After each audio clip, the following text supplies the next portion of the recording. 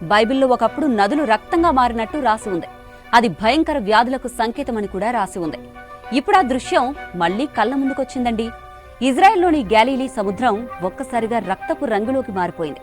ఆ తీరానికి చేరిన వారు ఈ దృశ్యం చూసి స్తంభించిపోయారు. అలల లోపల ఎర్రటి కాంతి తలుకులు, నీటి మీద తేలుతున్న భయంకర వాతావరణం చూసిన వాళ్ల గుండెల్లో ఒకటే ప్రశ్న: ఇది సాధారణమా లేదా దేవుడు హెచ్చరికకు కనిపిస్తున్న సంకేతమా అని. మీరు నేనే దేవుణ్ణని తెలుసుకోవడానికి నేను ఈ నదిలోని నీటిని తాగుతాను, అది రక్తంలా మారుతుంది. ఇది బైబిల్లోని ఎక్సోడస్ చెప్తున్న వాక్యం. ఈ మాటలు చాలా కాలం క్రితం ఈజిప్ట్లో వినిపించాయి.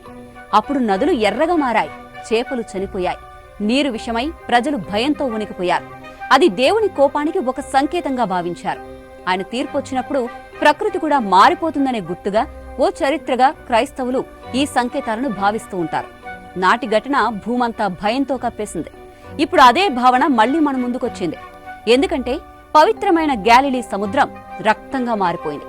యేసు అద్భుతాలు చేసినా ఆయన నీటి మీద నడిచిన ప్రదేశమే ఈ సరస్సు. కాని ఇప్పుడు ఆ నీరు ఎర్రటి అలలతో భయంకరంగా వెలుగుతోంది. ఈ దృశ్యం చూసిన వారిలో మాటలు రావడం లేదు.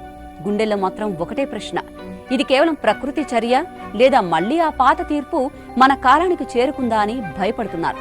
అటు ఆకాశం కమ్ముకొస్తున్నట్టుగా వాతావరణం గడ్డకట్టిపోయింది. నీటిలో ఎర్రటి కాంతి మరింత భయాన్ని నింపుతోంది. ప్రతి అల ఒక గాఢమైన రహస్యాన్ని చెప్పినట్టుంది.